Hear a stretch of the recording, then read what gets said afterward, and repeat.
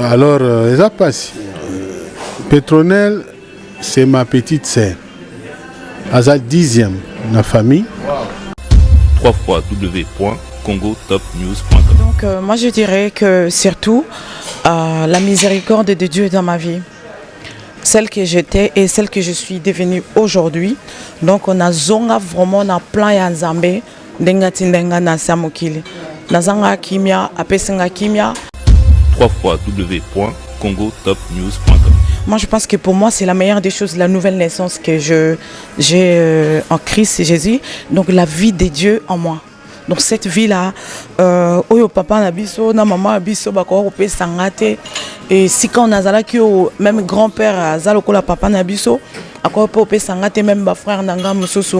Mais nazion on anzela yesu, nanzela lobananzambe. Donc pour dire que Dieu m'a montré vraiment que nazana ba épreuve, nazana sokati nangai que nzamba zali Jésus est vivant. C'est ça le vrai témoignage. Voilà, les vrais témoignages et que na monana nzambe, nzamba lukanga lokola sol d'étas, nzamba lukanga lokola la femme samaritaine, nzamba zwinga na ba bisika moko bo ezalaka, nazaka nanga bien apparemment grand frère nanga yeyo famille pe bo yebika mama solo pendanyo c'est carré. Mais malgré tout ce que j'étais, tout ce que j'avais, je n'avais pas la paix. www.congotopnews.com. Les gens peuvent me voir comme ça. Il y en a qui me critiquent. C'est vrai. Oyo, et cause à la occasion de chute. Quand ils m'approchent, en moi, il y a des informations. Israël, terre promise. Tokokoto biku kibayo toto bantema patama nzambe na Jérusalem. Amen. Voilà. On a besoin de créer une entreprise. On a besoin, on a bien, on a besoin d'experts comptables. On a besoin de conseils.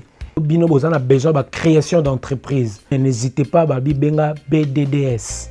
Le défi de BDDS aujourd'hui, c'est de changer la gestion des entreprises sur le continent africain et européen. Aux autres contrôle l'entreprise, benga expert comptable ou à moi na mboka. Baningi bakanga société na yo. Bango bazana ba okende po ba samba po na yo pour que société na yo kangamate. Donc si vous faites un chiffre d'affaires important mais que vous avez en face des charges importantes, vous ne paierez pas d'impôts puisque votre résultat sera une perte. BDDS ezana pour na ba aider yo même na ba banque ba sunga yo pour que soit financement d'entreprise na yo. Avoir une entreprise, ça va bien au-delà que d'avoir une rémunération, avoir de l'entrée de l'argent et de la sortie. C'est vraiment réellement de se constituer un patrimoine, quelque chose qu'on peut transmettre même à ses enfants. Benga okozwa solution na ba problème na nyo setali entreprise na yo. Nzamba sale belé, dans le sens que nazalaki quand même na ba problème belé na kina Shockstar. Calculer bokomi penda obinenge salagate donc bokende mikili par exemple le samedi lelo ba boakisi yo ba longoli yo ba révoquer yo na tikali penda iolela mais place na ba ke nzambe asunga www.congotopnews.com. déjà nazalaki na ba difficulté pour naza susu na eloko te donc eloko ko sala ezate nazo bana sala nini na kokende wapi mais kaka nzambe oto sambelaka asalisa ngai calculer versus ayamba ngai apesanga ba instrument akotanga studio banzemba ngo pe to salaki esali pe eningisi mokili musiko na loba bokasi ya nani wana. Ok, c'est le Prince Dodge. Grosse dédicace et grosse force à Noli Tambo le Sage. Journaliste numéro 1, on est ensemble comme jamais, les choses se passent. Oh. Noli le Sage, Noli, journaliste numéro 1, on a tout kin. C'est Maître Gims. Mesdames, Messieurs, bonsoir. Vous nous regardez à travers le www.congotopnews.com. C'est le vôtre Noli Tambo le Sage. Bienvenue dans votre émission Témoignage. À cœur ouvert évidemment et Masolo et Poto Nabino Nyonso Bolanda Bisso. Aujourd'hui, nous recevons exceptionnellement la famille Benz. Donc voilà, à ma gauche, je suis avec la sœur Petronelle Benz. Donc elle va se présenter et il est plus à présenter grand-père Benz Bozi Boziana dans cette émission. Donc voilà, nenge balobara toza na moi ba maman, nabi que grand-père Aza Mukolo, to banano ba maman pour que ça la biso bientôt en mois de mars. Bonsoir sœur Petronelle. Bonsoir frère Noli. Alors bonne santé. Kimia. Si on peut parler de vous dans quelques lignes, sœur Petronelle Aza Nani, Nabato Holanda Biso. Sœur Petronelle Aza Motolokola Motonyoso, mais Sœur Petronelle, elle est dans ces mondes, mais plus de ces mondes. Sœur Petronelle Aza, servante de Dieu, Naza servante de Dieu, voilà. Je suis prophétesse, vous êtes évangéliste, vous êtes pasteur, vous êtes chantre, et puis voilà. D'accord, donc Naza co-utilisé fonctionne comme David, donc je suis prophétesse et je suis aussi pasteur. Donc je suis bergère, oui, je suis pasteur, je suis prophétesse. Nadon il y a prophétie et puis la parole. Donc je suis ointe pour prêcher et témoigner Jésus-Christ. Ouais. Voilà. Merci beaucoup. Donc voilà, avant de passer le micro à notre grand chanteur, allais-je dire, donc grand-père Bozi Boziana. Lelo penza elo na lukelo mingi parce que batu mingi ba baraté ba misus pe balobara. Est-ce que vraiment osa vraiment petite sœur propre ya grand-père Bozi Boziana ou bien osara ande batu misu mo la tana bango ka ba kombo o mona pe olati Benz ne ko mona ngoto mo pe mutu mo le sage o bona bo. Est-ce que o sepela la kombo ya Benz wana yango kangama na grand-père ou bien vraiment osa qui na vraiment na batu Holanda biso. J'aimerais vraiment ta la caméra vraiment. Bon, d'accord. Je salue d'abord nos peuples de Djembote, Mbote Nabino, Shalom, Shalom, Kolapa Molabino. Et puis, on a une émission, on a un Saint-Esprit et conduire Bino, et même Bino. Et la parole de Dieu est Kobimawa, Namwa Tamuketo Zanango, et affranchir Bino, et libérer Bino, et enseigner Bino, Pepe Sabino, Oyamala Mopo Nabino Pe. Nanzela Nabino pour Nabino pe oui. Ben moi j'aimerais bien que c'est pour cette question d'un grand-père à répondre donc c'est beau répondre. OK, nous passons directement la parole à grand-père. Bonsoir tout d'abord grand-père. Bonsoir Noli les sages. Bonsoir. Na moni de santé dans le santé bien munene. Obi ke nazo regretter ba binanga ke na ye munene obi ke ngalinga ba munene wana te bon. Tout ça la boni. Mais batu ndenge bachaka batembe zaka po bato biso bato mangala to lingaka ka ko tia batembe alors ça passe. Petronelle c'est ma petite sœur. Aza lek nangai aza aza 10e na famille. À 10e. Donc la famille nombreuse. Ouais, tous est belé. Donc ça c'est ma petite sœur. Alors et puis Moniko Yemba eza ya famille. Moniko Yemba eza famille mais to kabwani siko parce que il y a que religieuse ngana tikali na système. Mais Koyemba eza na famille. Donc là grand-père a confirmé vraiment que la sœur Petronelle a vraiment bel et bien petite sœur nayo propre non de batouamo la talatara ba combo neza confirmer biso na ndeko mais nazo confirmer eza mingi o bayebi pété mais lelo nde ba olanda biso pona bi ke émission nayo mokili mobimba lelo nde ba olanda biso ba comprendre que c'est ma petite sœur propre. Merci beaucoup, chers téléspectateurs. Donc, Lélo, vraiment, nous aimerions bien vraiment que cette émission soit la plus la présentation. Il y a notre sœur, il y a le rôle intronisation, en fait, si on peut dire comme ça. Alors, la sœur Petronelle Benz, il y a une présentation dans le lobby.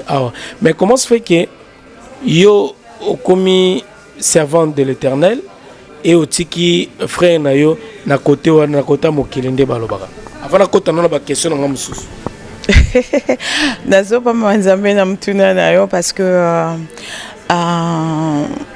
qu'est-ce qu'on dit to komakate to bota maka voilà motona na album maman nae na destiné à montonio soit un peuple de Dieu Donc voilà. Tanga na komi na place au que le naza servante de Dieu.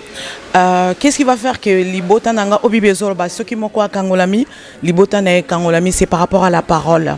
C'est par rapport à la parole de Dieu et puis na comportement nanga le lengeni notamment na marche nanga na vie chrétienne nanga na vie divine on nzamba pesinga par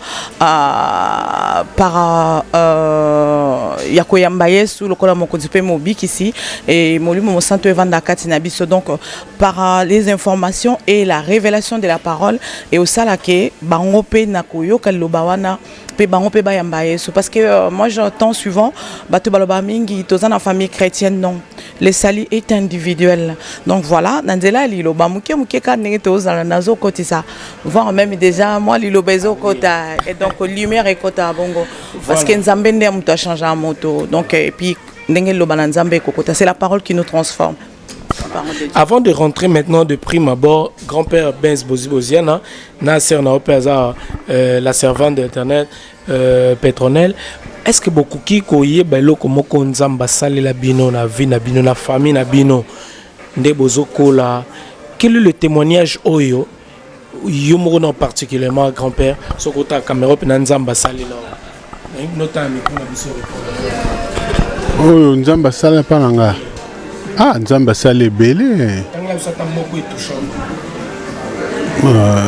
Tellement c'est belé, mais bon.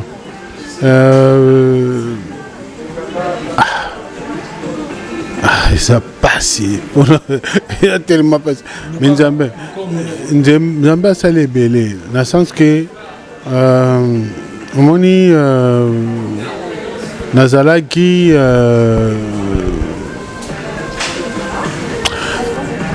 nazalaki quand même na ba problème belé, dans le sens que nga penza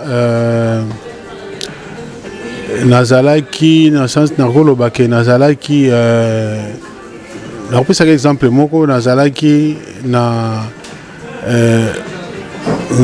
Shockstar. Na Shockstar. Alors na Shockstar calculer beaucoup mi penda obinenge salate, donc beaucoup ne mikili par exemple le lotoza mercredi beaucoup ne mikili samedi le lo ba boa kisio ba longolio ba révoquer donc na tikali penda na zo mama na tikali penda iolela, mais place na ba ke nzambe asunga dans le sens que asunganga verkis Kamangana ayambinga déjà nazalaki na ba difficulté po naza susu na eloko te, donc eloko ko sala ezate nazo bana sala nini na kokende wapi, mais kaka nzambe to sambelaka asalisa ngai calculer verkis ayamba ngai apesa nga instrument akotanga studio tozomona akotanga studio banzemba ngo mpe tosalaki esali mpe eningisi mokili musiko na koloba bokasi ya nani wana bokasi ya nzambe, donc désespoir mais asolo efandi, donc mpona nga eza ebele, mais napesi kaka exemple wana moko ya carrière. Merci beaucoup chers téléspectateurs, pour comprendre un peu, donc un peu mon parcours, mais la sœur Pétronelle yo pe tobi kozana histoire ebele nga pena lelo nga ka eza plus présentation, mais na royamba pena yo moko penza mobimba vraiment pona oyebisa biso parcours na yo, ozana témoignage belé, ozana parcours moko et ya ba combattante, ozana parcours moko, ozana histoire moko, faut penza peuple dédié bato ba yo kango et ozala penza pe bien. Quelle est la chose ou bien eloko e frappant et marquant ming nabi ke pesa belé nzamba sala yo nino pena nzamba sala yo et touchant penza na motema na la sœur Pétronelle? Moi je dirais que surtout la miséricorde de Dieu dans ma vie. Celle que j'étais et celle que je suis devenue aujourd'hui. Donc on a zonga vraiment na plan ya Nzambe ndenga tindenga na samokili. Nazanga kimia, apesenga kimia et la nouvelle naissance, la vie chrétienne à moi, la vie de Dieu, cette vie divine à moi, apesanga paix, apesanga joie, justice par le Saint-Esprit. Moi je pense que pour moi c'est la meilleure des choses, la nouvelle naissance que j'ai en Christ Jésus. Donc la vie de Dieu en moi. Donc cette vie-là, oyo papa na biso, na maman na biso bako opé sangate et si quand on a ki même grand-père azalo ko la papa na biso, ako opé sangate même ba frère nanga mususu. Mais nazio on nzela Yesu, nzela lobana Nzambe. Donc pour dire que Dieu m'a montré vraiment que nazana ba épreuve, nazana sokati nanga que Nzamba azali, Jésus est vivant. C'est ça le vrai témoignage. Voilà, les vrais témoignages et que na monana Nzambe, Nzamba lukanga lokola sol d'étas, Nzamba lukanga lokola la femme samaritaine, Nzamba zwinga na ba bisika moko bo ezalaka, nazaka nanga bien apparemment grand frère nanga yeyo famille pe bo yebika mama solo pendanyo se carré. Mais malgré tout ce que j'étais, tout ce que j'avais, je n'avais pas la paix. Et tant que Yesu ekokuta na nganga Nzambe ye moko penza azwanga eloko na ba penza esengo nanga yango wana ekena koma moto na sikakati na Kristo Yesu et puis esengo ndenga batela libota nanga lelo grand frère na biso toza bande kwebele, nous sommes en bonne santé et puis bango pe banzimaka makambo Nzamba salikati nanga. Quand je demande de l'aide, ils sont là. Quand il y a quelque chose, ils sont là pour me fortifier aussi, me rassurer, m'encourager. Donc voilà, c'est la meilleure des choses. Et puis d'autres personnes aussi, voilà, c'est la meilleure des choses. Nzamba salelanga, voilà. Merci beaucoup la sœur Petrona. Toyebi que ozaki penda na vinde balbara via mbilinga pe ya moi libanda pe mais comment on appelle lelo ndenge Nzamba salela yo lelo comme témoignage pour na batu misusu lelo bate belé pour moi bon na mutema à travers na yo comme exemple lelo. C'est ça aussi que et ça la vraiment différence. Mais ngana tout na yo komoko boye batu pe ming batu na ngo eza ndeko mo ben nga penza Cynthia Maeta la couleur d'origine na landa biso na Belgique ben noli na landa sœur Petronelle mso na réseaux sociaux na mona mais tatouage wana bongo les gens mutema. Est-ce que tatouage wana pena ko kolongwa te? Non, j'aimerais vraiment tsape na loboko bandeko ba mona o tsape na mo loboko wa na caméra penza bandeko ba mona tatouage ngo na mo mari ba komi Benz na moni wana mais ibisa biso est-ce que balobaka moto a bongo li motema ba choses anciennes pe ko kendera comme na maramba sika. Mais pourquoi yo tatouage Jésus kendera te alors que maramba ancienne wana? Voilà, donc moi je dirais il n'y a plus de condamnation pour ceux qui sont en Christ. Voici toutes choses en moi sont devenues nouvelles. Donc la chose en moi qui est devenue nouvelle, ce n'est pas l'apparence. Ce n'est pas nous autres, mais c'est des choses spirituelles en moi, mon esprit. Je voulais parler de David et son père Isaïe. Tozo mona na kati na makomi, les exceptions na Samuel, na kati na makomi, tozo mona Nzambe, les yeux de Dieu, moi lingala na côté, ils ont moi passé. Miso na Nzambe, ils ont parcouru, les yeux de Dieu parcouru le monde. À ce moment-là, Saoul a bébé Saki. Mais il avait envoyé Samuel le prophète chez Isaïe. Isaïe, ils avaient deux enfants, Bazaki Mine, Neba Kosto, Bagamaliel, Baminadam. Alors, tant Mosel Nanzambe, Mosakoli, Amoni, Yé pour Naye, apparence, c'est ça qui batouana, Bazaki Bakosto, tout ça. En plus, la Bible nous dit, David, il était sur les collines, en train de paître les brebis. Donc, Nzamba Lobina, Samuel, à Lobina, Isaïe, banana malaxi et Samuel pour lui sûrement toujours Zwapenda parce que Zakina ba Ngambe et tout et voilà quoi Bajo ba costaud tout et tout pour dire que Dieu ne se fie pas aux apparences et zande katinanga moto échangé et Nzamba Lobina Isaïe alobi je les ai tous rejetés et j'ai un homme que j'ai choisi tout na Isaïe est-ce qu'azal sous na mona msosté. Oui, j'en ai encore un. Il est là, Azana Ekuna, parce qu'ils avaient rejeté David. Ataki bana musus na ba classe na armée tozo bibezo banabiso, mais alobi Nzamba yebisi na Samuel alobi va chercher, dis-lui abimisa mwana na yowana. Tango abimisa ki ezalaki David, tango David aye Nzamba tindi mbango alobi lui là, c'est l'homme au cœur. Pourquoi? Parce que David, il était quelque part. il était caché pour le monde, mais pour Dieu, il a choisi David parce que David, il savait comment délivrer ses brebis du gueule du loup. Donc Nzambe atalaki motema na David, mais Nzambe atalaki libanda David. Moi petit mot monetika frère Noli, hein, vous comprenez?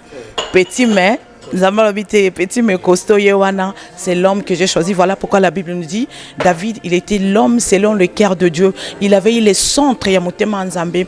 Yangwana, voilà. Donc est-ce que yango pe cause ali baku pona batumisuste parce que la plupart des gens ba jijabiso na ba apparence. Oui. Alors que les apparences, des fois, c'est trop trompeuses. Des fois aussi, on reconnaît un moine par son habit. Côté Msoubabi aussi, l'habit ne fait pas les moines. On a un peu moins contradiction dans les armées. Quand on a un peu de habit, on a maman prophétesse, on a appelé les bakou pour la bande comme ça. Voilà, donc moi, je dirais, il y a Jean 3. Les solo à Nicodème, les docteurs de la loi, Moutoumnene. Mais Aïba Kite, qu'est-ce que c'est la nouvelle naissance? Les gens peuvent me voir comme ça. Il y en a qui me critiquent. Il y en a aussi dans la page Nanga, il y a Facebook, sœur Petronel Benz Mo Samalia. Il y a deux gens. Page non Facebook, il y a Petronel Benz Mo Samalia. Voilà. Donc la Samaritaine, moi, soit Koutana qui n'a échangé. Donc, tous on a Nicodème, les docteurs de la loi. Un docteur, mais il ne savait pas qu'est-ce que c'est la nouvelle naissance. C'est vrai. Oyo, et cause à l'occasion de chute, mais les gens qui m'approchent, les gens, on appelle ça peut-être occasion parce qu'il y a un témoin de Christ, on appelle ça attend, on a un peu numéro d'anga, babenganga. Quand ils m'approchent, en moi, il y a des informations, et ça a transformé la vie des autres. Oui, ça a été vraiment aux alliés, en tout cas, merci, courage et bakti kalpe bateau balandaranga na enseignement. Donc voilà, des fois natika ngo boy pona ezalokola piège moko boy et quand tu vas t'avancer, au s'accrocher, j'ai des informations qui transforment la vie des gens. Voilà. Je comprends bien, tous les talons apparence. Les baoye ba ko telo mususu donc ils a contraint na makambo yo zali que na apparence na yo donc yal ndio mo ba piège bokanga ba frère non na tia piège tenzamba zwinga boy na zala boy donc na mukili déjà non na sina transformer ba to ndeni azo transformer le boko na yo apôtre Paul Azaki na kunki tozo bengango donc bondela nzambe la Bible nous dit il a prié 3 fois. Zamba Ebisiye, ma grâce te suffit. Moi, c'est juste une grâce de prêcher l'évangile et la bonne nouvelle aussi. Nazo Sabandeko, osana tatouage, osala soki nengenini, osa tchel, osala taba petit nanga ba ujana nakini ngamo tatama sinabino naoya to solo la to beta masolo na sabino nzamba tala mtema et puis soki nzamba lingazo moto atala nae munene te muketa ponna kasika nini likambune kokofanda likabo kokofanda parce que mingi na mona ezana ba sœur ebele ba maman ebele bazangi kimia parce que parfois baza mal orienté parce que parfois baza na église bazoye batelo kondini basala bakuten na Yesu te baza na église mais bakuten na Yesu te c'est comme la femme samaritaine elle croyait connaître tout elle était religieuse. Ah, papa Nabisoya, Jacob na mona na ye tout et tout, a tout nikutu Yesu. Et puis Jésus lui a dit si tu connaissais les dons de Dieu. Donc voilà, et ngako ba moto azo solanayo. Donc voilà. Merci sœur Petronel Torozo Penza, tant pene belé les loto type na moi flash kako ba comprendre. Torozo pena tant et belé à sola vraiment na lukayo pour ça ba dossier pe belé hein. Moi mukie penza, moi ezali penza. Pe mikolo yo. Ba frère minde tobi na beta sœur nani Clarisse les Anjou tobi ke ba sœur penza eza question surtout ba sœur kitoko boye so bongni mutema o mono ko miloro la MPC na wenza ba soso o mono ne ba batie pondu na kota ba ya bantaba siko est-ce que et comme là déjà que o bongni mutema zo lokalem so refuge moko côté moko boye ya basali ya nzambe mais bango balinka basa la système alors que yo luka refuge malgré na biki grand frère za awa to bomba pona luko pena to sanga no pena biso mi baloto sola masolo ane zamulai malheureusement et heureusement moi quand je voyais les mondes tant nazo mona mokilikala nazo mona église je voyais l'unité mais quand je suis rentrée la confusion totale. Mais heureusement pour moi, comme Nzamende Mutabenga Kinga, et ça fait que tant que bima zong singa zonga wana et ba makambango peze belé batalolenga na pe baza belé na yebi pe bango kutana pe na na kutana pe na ngo kutu donc passe au baba au grand-père aloba qui a dit na monokambo kana biso baloba manyenga donc décourager qui ote non omoni soki nzamba bengi yo omonaka t'as toujours envie, t'as toujours cet amour là de compassion comme autant la bango na pasi. C'est comme Jésus neti Yesu kaka Yesu ba rejeté que mais pourtant il y a qui montant qui copie ça bon moi. Moi je peux dire je passais l'histoire comme David bossa ba Saoul dans les cas na histoire il y a ba Joseph libossa basa Potiphar ce que basa Potiphar te mais mi ba l'esprit ya basa Potiphar netka si so grâce netka l'onction mon cause non parce que onction na biso tant to yambi Yesu soka telo ko katina yo nzambe on dit l'onction la attire mais ce qui attire c'est pour donner le meilleur c'est pour donner la vie c'est pas pour donner les autres yango na album na yembi nzoto memi singa masumo. Apparemment, écoute, nous avons écouté, nous avons ba église panzana ba pasteur ba benda na serre pétronnelle. Hein, il y a un plan la vie fond la loko posa mon bébé. Makambo ezebele, moni via zame, to beta masolo, makambo ezebele. Bobanga te ba soro bozana église. Bobanga te so bobenga bino ba Jezabel. Bobanga te so bobenga bino ba sirène. Ba benga biso ba sirène, ba benga biso ba Gisèle parce que bango ba yeba ki bisote, bango ba yeba ki loko bisoto zana ngote. Tango David a kepa ya Saoul, ezala ki poye ko la nzamba tia ki wana, mais Saoul a comme le kaboma et non mais laisse-moi. Qu'est-ce qui se passe? Na uti na mabe, na kimimbula, na ki kokote na ibale mais non. Heureusement Maël na bom nzambe zali, nzambe moko azobatela biso. David il a eu beaucoup de problèmes hein. On peut appeler ba sœur mususu na bi bolemba te, boki ma église te, mais bokanga na loba na nzambe.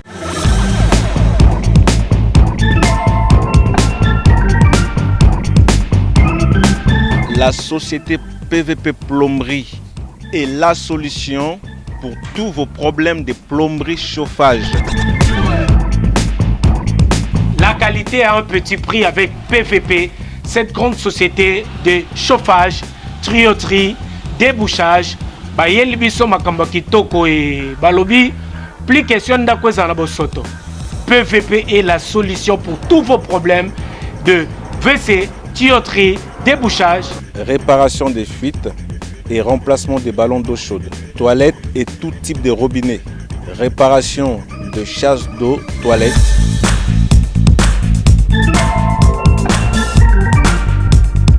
Banamboka, les Africains, les Congolais, le Brazzavillois, tout le monde. PVP, la société PVP, mais biso solution pour nos travaux, nyonso ya biso ya ndako. Vous avez des problèmes de canalisation bouchée, douche, lavabo, évier, WC bouché, n'hésitez pas à me contacter. Une équipe de professionnels est là pour régler vos problèmes.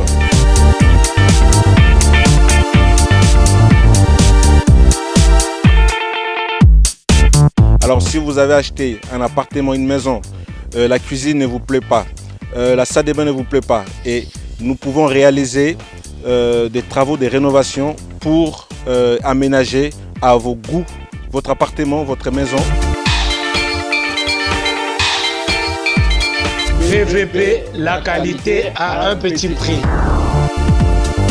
On fonctionne, on nous appelle, on vient, on s'occupe de votre problème. PVP, c'est la solution. C'est meilleur. On est très propre, on est rapide, on est efficace, mais à un petit prix. On peut aussi faciliter vos paiements. Vous pouvez payer en plusieurs fois. Alors, bino bozana ba problème ba chauffage. Kobanga lisusu te. Bino bozana problème ya ba WC. Bozana besoin ba débouchage. Kobanga te parce que la société PVP ya mwana mboka et memeli biso qualité mais na prix ya mukie. PVP. La solution pour plomberie chauffage. Mais à un petit prix. PVP. Benga, pour que soit solution, n'a pas problème na yo. Plus question, ndako ton na bosoto. PVP, c'est la solution.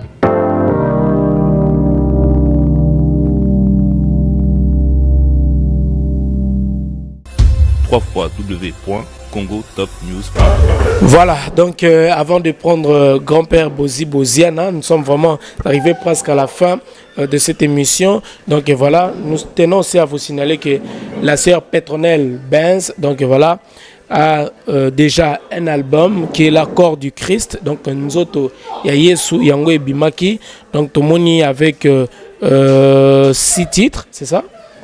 Donc avec 6 titres, donc mon témoignage Ezali, Chubu Chubu, Tolingana, Saulo, donc œuvre de la croix, Netolama, donc Tomoni Nyoswana. Mais pourquoi titre il y a Chubu Chubu? Par exemple, na moni boyemba ki pangona grand-père Benz Bozi Boziana. Fusion andeni Marmanzambe na mukile grand-père. Question répondre non. Na répondre Chubu Chubu hein. Chubu Chubu eza parce que nazo mona ba frère mususu hein, moi ba mususu botia Chubu Chubu. Moi Chubu Chubu pour moi c'est un son. C'est un son.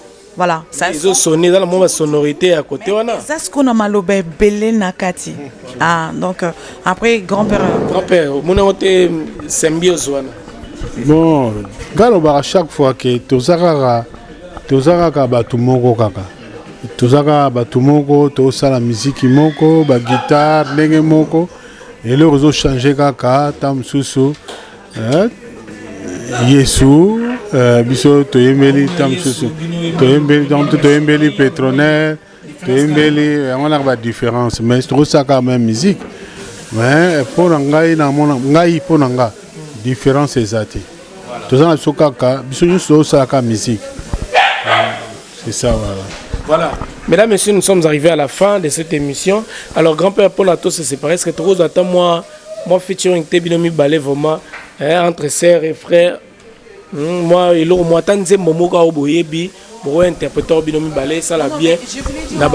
Frère Noli, Bible obsession na Psalm 150 que tout ce qui respire loue l'Éternel. Donc na évité est-ce que Salima Betan a commis Nzambe grand-père alobi ayambi Nzambe a commis Nzambe est-ce que Salima Belité a mobimba yangona donc voilà. O bende malembe poa. Qui mukiaza des apôtres. Pina ndoembe la suba chérité, o embe la Mireille la japonaise te ndoembe la sko Oh mandarine, c'est la pomme mandarine y est pas aimé là. Mireille la japonaise bando mbelo souster grand-père Camille te bakoto. Ah sœur père yamba hein sœur père ko yamba yeso. Alors bosse la biso yembela yeso. Bosse la biso moilo mori ça bien bon improvisateur grand-père et ça la bien comme dans la biso. Tout ça là ça la bien assis à Moulex Aigle Noir. Ouais. Israël. Ah.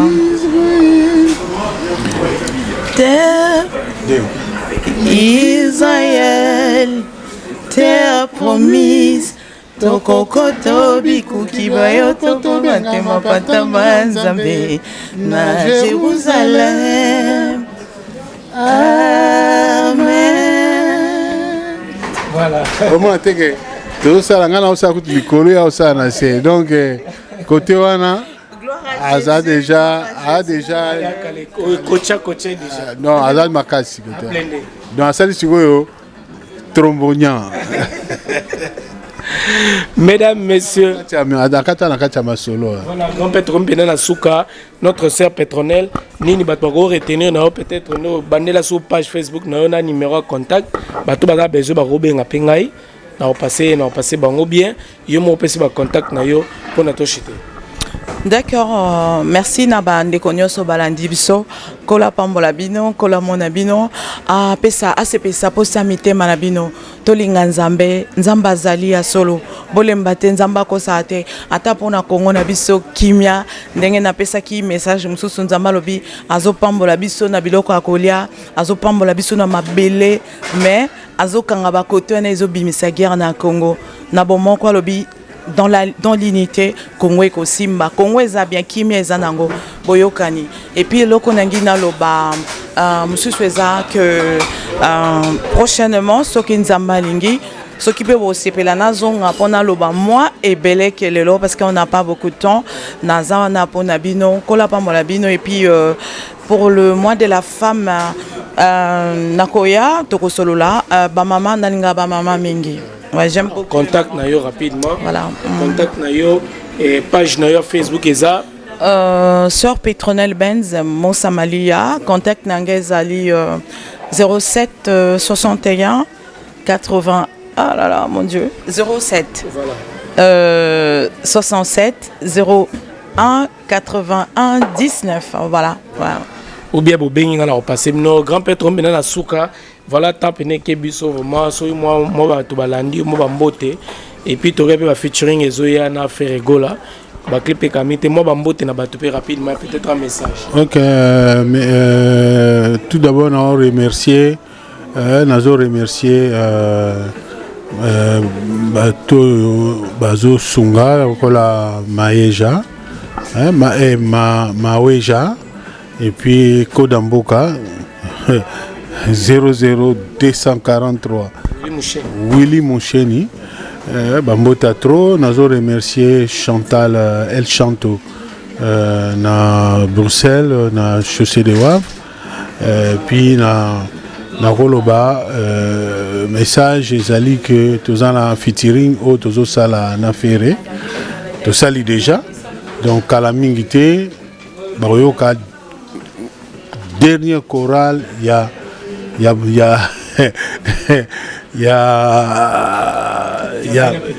Viena Petit nae et puis loko mususu ngana loba Ladi Miyembe na de tous les anciens, il y a Antichoc, Bascola, Betty, Florence, Dodoli, Deo Brondo, Chamberton, Baza Ebele, Topla, Aspro. C'est hommage à Bozian. Et ça, date ni hommage mais Baza Honoré. Mon hommage mais Baza Honoré Ngai. Ezali de 19 avril. Le 19 avril, vraiment en tout cas, na pesi balek na ngagno surtout, y a un T-Choc, na pesi bango merci quand même na initiative et puis courage ne ba osala mais ba ke vient à bango aza toujours na mouvement. Merci beaucoup. Mesdames, messieurs, c'est par ces mots que nous allons boucler la boucle de cette émission. Quant à moi, Noli Tamboulesages, je vous retrouve pour un autre numéro. Malheureusement, vraiment aujourd'hui, le temps nous est imparti. Sœur Pétronelle, rapidement, vraiment, une minute. Ok. Donc, on a pas si peuple de Dieu Mbote, Nyonso Mbote, et puis surtout ma famille, mes soeurs, mes grandes soeurs et mes petites soeurs, et mes frères aussi, donc de partout. Mbote Nabiso, d'être Olbika Nakimia, Kolapamolabino. Nakimia. Merci. Nakimia. Merci. Nakimia. Merci.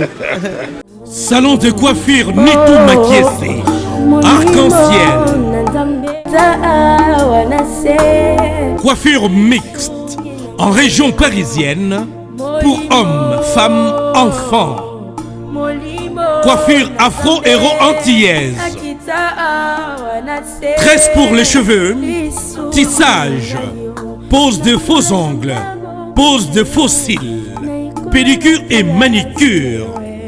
Au salon de coiffure Nitou Makiese, Arc-en-ciel. Vente de produits cosmétiques, mèches et autres produits de beauté. Une adresse à votre portée, le 146 rue du Landy, à la plaine Saint-Denis. Station de RER D. Jésus, mon Deus, mon Pai.